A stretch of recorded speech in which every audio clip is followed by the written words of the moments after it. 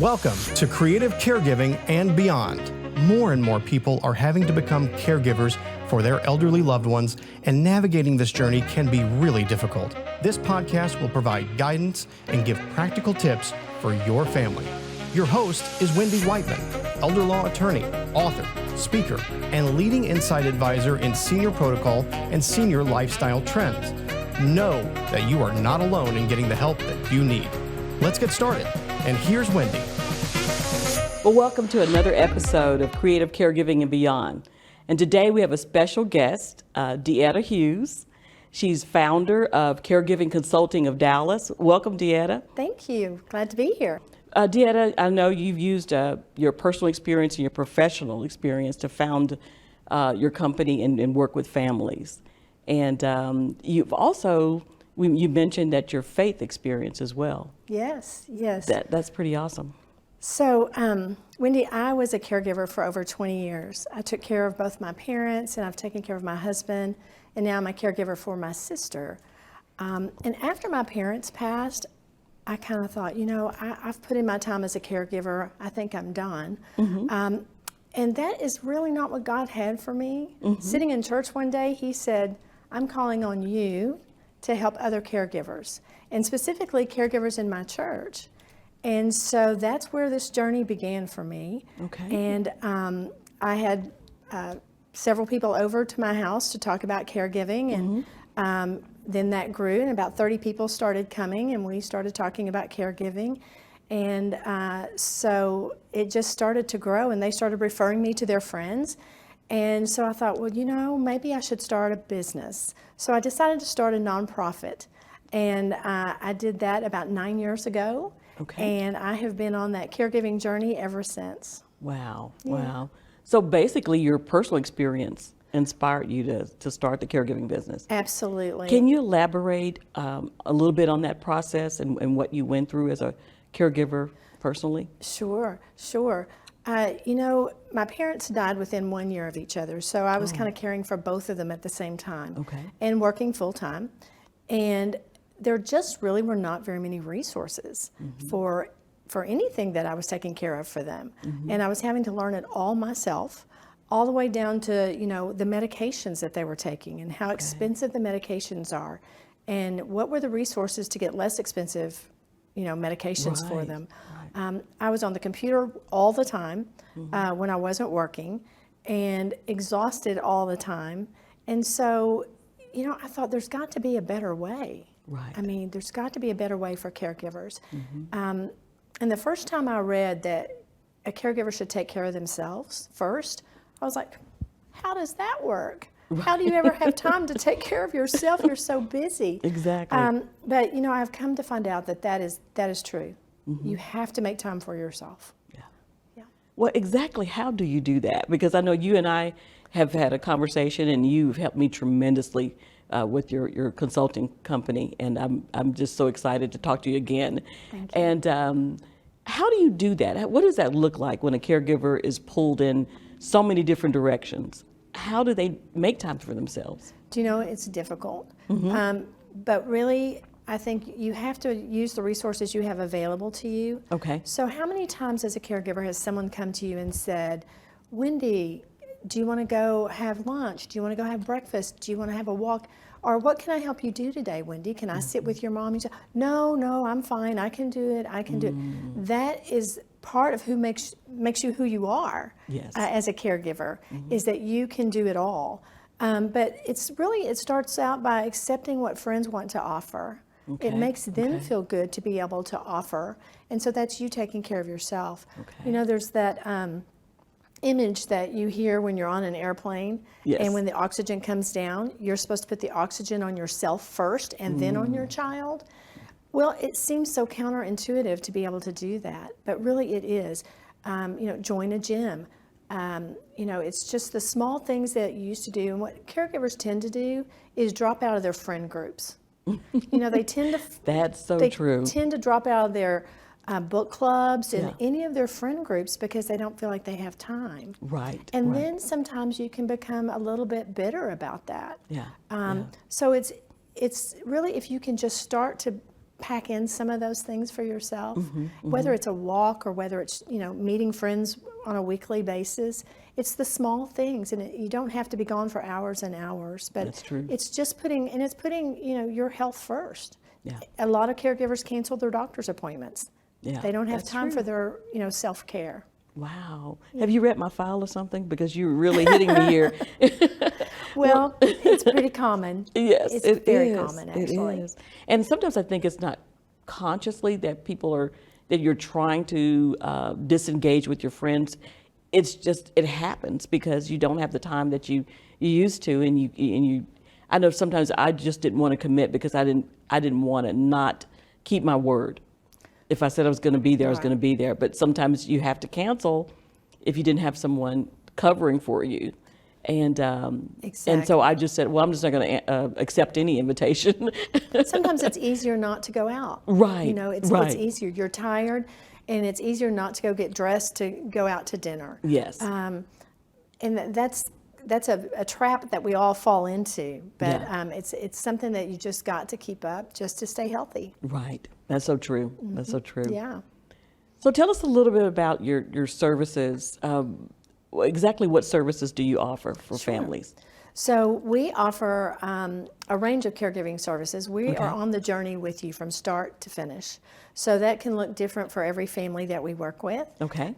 So we do placements, of course. We help families find a place for mom or dad. Okay. We schedule the appointments. We go out with them. We meet them on move-in day. We follow up 30 days after. Wow. We are on this journey with them for as long as they're on the journey. Wow. We also help clients that are going through the whole understanding of Medicaid and Medicare, the VA benefits. And we certainly don't have all the answers, but we know people who do. Yes. As yourself. Yes. And so we help people understand the family dynamics. Okay. We'll sit around the table with people's families and help them understand, who's got what role and to build their team. So we really just hop on and hop off wherever a caregiver needs us to throughout their journey. Wow. That's awesome. So, I've had many clients who are only children and really felt isolated and alone through the process, to just even bounce things off of and understanding what's out there. And then, and also I have clients that come from large families, but they're the only one. They're the point person, so to speak. Everything is dropped in their lap. So that's a great service for people like that, for all people. And it's hard whether you're an only child or whether you're from a large family. If you're from a large family, and it lands on you to be the caregiver, right? That's frustrating, and that can tear families apart. Yes. When they don't feel like everyone's doing their part, and that's when I suggest having a family meeting. Find out who has what strengths. You may not have the strength. A lot of times men don't feel comfortable taking care of their mother, but maybe they feel more comfortable taking care of the finances. Right. And so it's just determining who has what strengths and where can they pitch in. Very good. And then I've noticed sometimes caregivers are a little controlling and they want to do everything because no one's going to do it the way they do it. Yes. So, there's a lot of family dynamics that play when caregiving is involved. Yeah. That is so true, and I wrote about that in my book on not necessarily caregiving, but just the whole process of estate planning and Medicaid planning for families. When they're sitting down, there are lots of different personalities and family dynamics and consideration, and just getting that in an agreeable format. So, so I know you've seen families come together and talk and maybe not agree. Have you ever had to participate in some type of family reconciliation, or have you seen families reconcile? And have you incorporated your faith in that process? I have. I've worked with a pretty large family. Okay. And mom and dad lived at a ranch, Okay. and they would drive into Dallas to go to the ball games of the kids. And the kids were all professionals, doctor, lawyer, so forth. And they wanted mom and dad to move to Dallas. Mom and dad wanted to stay at the ranch. And it got pretty heated a few times. Wow. And they were a wonderful Christian family. Yes. And we just had to go back and forth, and we had probably, sitting around their kitchen table, probably 4 family meetings. And what was really interesting is the family had not sat down and talked to each other. And so what the parents were thinking was, I've got to sell the ranch. Yeah. We can't have our ranch anymore. Yeah. And that was not it at all. The kids didn't want them to sell the ranch, but they'd never told them that. All the kids had said was, I want you to come to Dallas. Okay. And so the parents assumed, got to sell the ranch. And so, it was just talking. Yeah. Just talking communicating. and understanding and communicating. Yes. And getting all the kids on the same page Yes. about the differences that were going on. But we worked it out. We ended up moving the parents into a wonderful independent living community by the kids.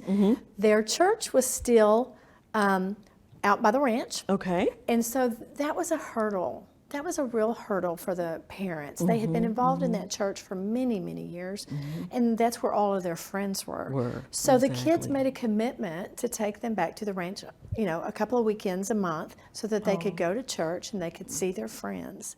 So, and I find that to be true a lot, that when the kids want mom and dad to move, they don't realize they've got friends, they've got their church family. That's right. And that's hard to give up. It is hard. And then the kids need to play a larger role if that's what happens.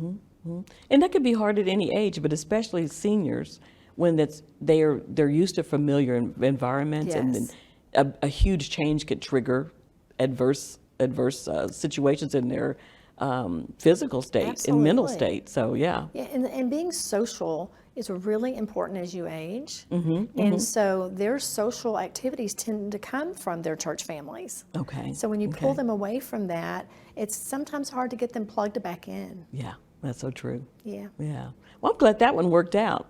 Me too. Me too. It's a lovely family, and I still go back and visit them. Well, I bet you have to incorporate a lot of different skills in dealing with people, because it is a people encounter, dealing with families.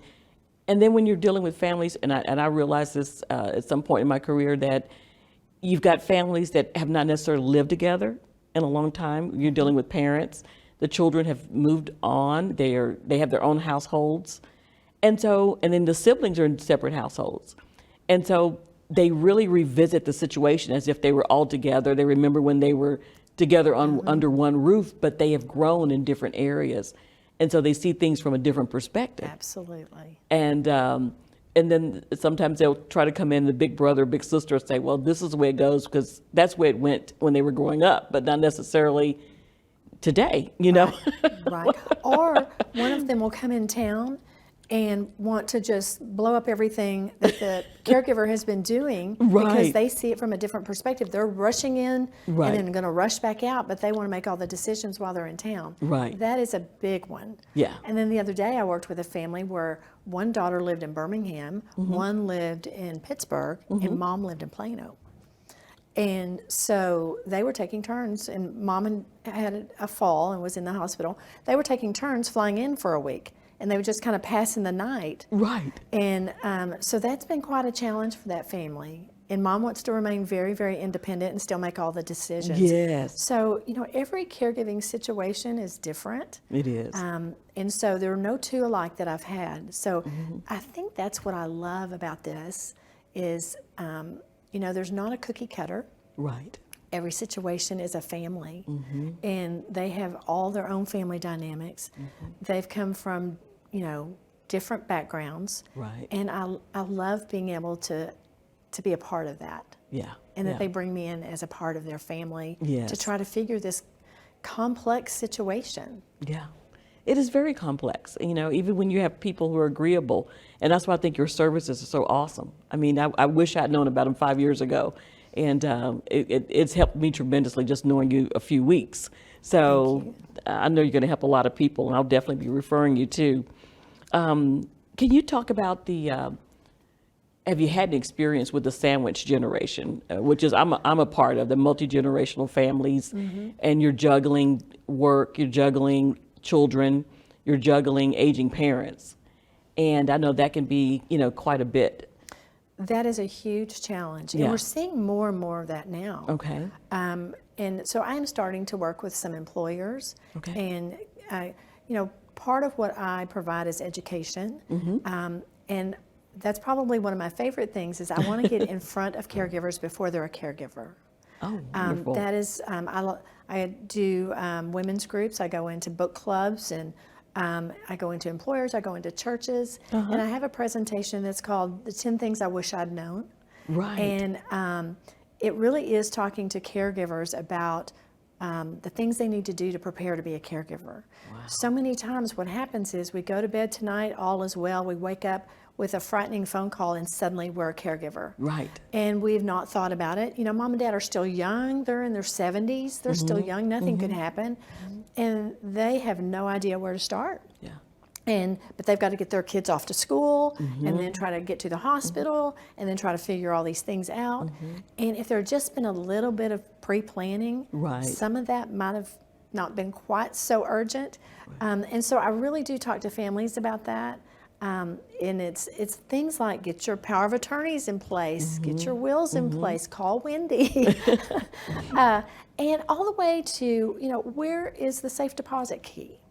Exactly. I had a family that had no idea where the key was, and that's where the power of attorney was in the will. It was in the safe deposit box at the bank, but they had no key. Yeah. And you know, there's a lot of things that parents have not shared with their children. Right.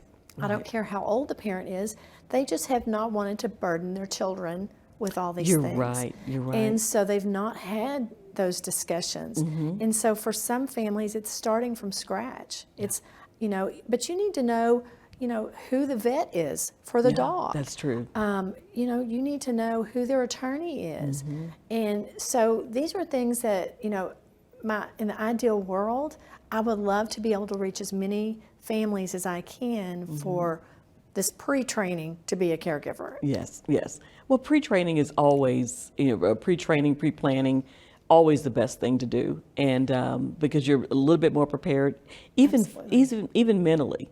That, you know, at least you know it's coming on. It's not just thrust upon you at a moment's notice in an emergency situation, and you can usually make better decisions. I usually tell clients, and I've seen myself in those situations, even though I'm familiar with it, but if you've got some things planned out, it's just much better. It is. Yeah, yeah. So what else would you encourage someone who you mentioned someone who's just thrust into it overnight. If a person just finds himself thrust into the role of a caregiver overnight, how would you encourage them? I would encourage them to find resources quickly. Okay. Yes. You know, they can talk to friends, they can talk to pastors. Yeah. You know, they can talk to caregiver consultants. Okay. So they need to start reaching out to communities and others that have been caregivers. That's a wonderful resource. Yeah. Is other caregivers. You don't have to go very far to find a caregiver, someone that's walked it. So, you know, Rosalind Carter once said, you know, every one of us in the world are going to be a caregiver someday. You've either already been a caregiver, you're going to be a caregiver, or you know someone that's a caregiver, or you're going to need a caregiver yourself. So we are all going to be exposed to caregiving one day or another. There are 65 million caregivers right now. 29% of the U.S. population are a caregiver in some form or fashion. And you know that's growing. It certainly isn't going to shrink. It is growing. It's growing, you know, as the baby boomer population ages, and so you know we're all going to have to get on board sooner or later. That's right. So. That is so true. And I know through that process of caregiving, you know, some people's journeys are shorter than others, but nevertheless, there's a lot of physical and emotional input into being a caregiver. So how do you encourage those who may be emotionally burnt out and they're a caregiver and they have to keep going? Yeah, and that happens a lot. I get a lot of phone calls with people that have kind of reached their limit. Yeah. And I do spend a lot of time just kind of talking them off the ledge. Yeah. And sometimes caregivers just want to talk to someone other than family. You know, with talking to family, they feel like that they're going to burden someone. Right. But talking to another caregiver, and it all starts to fall together and seem to make more sense. I told my husband one time, I said, I can always tell when I answer my phone if it's a caregiver. He said, well, how can you tell that? They haven't even told you their story. And I said, I can hear it in their voice. Wow. Caregivers have a different voice. So many times you can feel that burden in their voice. They're exhausted. Yes. But I can always tell that their spirits are lifted just by talking to another caregiver. Yes. And so I will spend as much time as it takes because that's what they needed for the day. Yeah. They just needed to know it was okay. Caregivers need to know it's okay. You're doing a great job, and there are resources for you. And that is enough to talk someone off the ledge. It is enough. It is. It is. Yeah. And just to hear a kind voice and let them cry. Yeah. I've had many caregivers cry, and they say, I would just feel so much better now that I've cried, Yeah. and had someone to talk to. Yes. Someone that's not expecting anything in return. Right, exactly. Yeah. And I think the important part of that conversation, I know when you and I had the conversation and you were talking to me and helping me so much, the fact that you had been through it, you understood the journey. Because I can talk to friends who've never been there, and they're kind of looking at me like, I don't know what you're talking about, but once you go through it, you totally understand, what someone is going through. And just having that compassion and empathy is it's comforting. I mean, it was comforting for me, for sure. And I know it'll be comforting for other people as well. And you'll be able to share your journey with someone along the way. Yes. And how has your faith interacted in that process? How do you use your faith in that, and just comforting someone and encouraging them? Yeah, my faith is huge with the work that I do. What's interesting, Wendy, is I don't know how I know what I know. I don't have a lot of training. I am a certified senior advisor. Okay. But my background is not being a nurse. My background was being an HR director for 15 years. So I know people. But I do believe that God provides me what I need to do this work, and that the answers come. And sometimes I'll say, I don't know how I knew that. Right. I really don't know how I knew that, but I do. I do feel like the work that I do is blessed. Right. And I feel blessed to be the one to be able to do this work. Yes. So my faith comes in every single day. Yeah. And I just feel so lucky to be able to work with caregivers. Yeah. It is truly a calling. It is a calling. It is a calling. It is a calling. This is not a job you just volunteer for. No. And stay in, because I think we were talking before we came on set about how God led you into this journey, and you're like, no, no, you don't have the right person here. He pretty quickly told me it was. So he did. He said, take care of the caregivers in your church. And I looked around and thought, well, okay, there's probably maybe 10 or 15. I'm in a small church. And as it turned out, there were 30 people in my church caring for a parent or a sibling. Wow. And so I started that caregiving group, and it was just amazing what people wanted to know. Right. I'd say, well, what do you want to know? And most of the time it was, I want to know how to be a better caregiver. People want to be very good at being a caregiver, but just being present with someone is enough. It's enough. Wow. And walking them to the end of their journey. And that's what I tell people. You don't have to be an expert. Right. Just lead in love. Yeah. You know? And that's so true. There's so much information to read. I mean, you can read 24 hours a day trying to get a degree in caregiving and still won't arrive because there's just so much to know. There is. And I commonly, do that quite often, and my caregivers will give me information, and we're like, I finally come to the point where, I was looking for perfection, and there is no perfection. It's a flow. It's just a flow of what comes up that day, and handling that the best you can. And I know I've definitely have to pull in my faith on that particular journey, this part of the journey, because I don't know everything, but the Lord does. He does. And there are many times He's given me answers, just that still small voice of try this or ask this question. There's no way I would have known it. Right. Yeah. And it's helped my mom through the process. So Just having faith. Just having faith, exactly. Thank God we have it. We we have that, because I'd be lost without it. Yes. Well, and I tell caregivers all the time, just get through today. Yeah. That's all you've One been day given. at a time. It's all you've been given in your toolbox. Just get through today. Yes. And tomorrow will be a new day. And tomorrow is definitely a new day. It is. Because there are no 2 days alike in caregiving. That's true. Now that is absolutely true. That is true. Yes. Yeah. Yes. Yep. So, are there any common misconceptions that people have about caregiving in the process that you could think of? Common mistakes along the way that caregivers make? You know, Wendy, I don't know that there are any real mistakes. I think it's just not knowing what you need to know. So I think it's, it's equipping yourself, and like I said, it's just be present. Right. If you are present, you're not going to make a mistake. Okay. There are lots of things to know as a caregiver.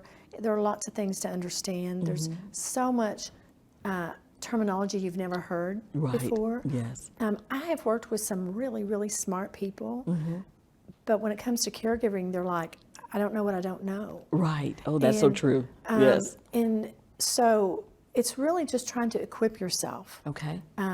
And, like you say, the information's endless. You don't have to know everything. Right. You just have to know what you need to know for the next day. Okay. That's very good advice. That's very good. It eliminates a lot of frustration and anxiety. Look at the small picture. Yeah.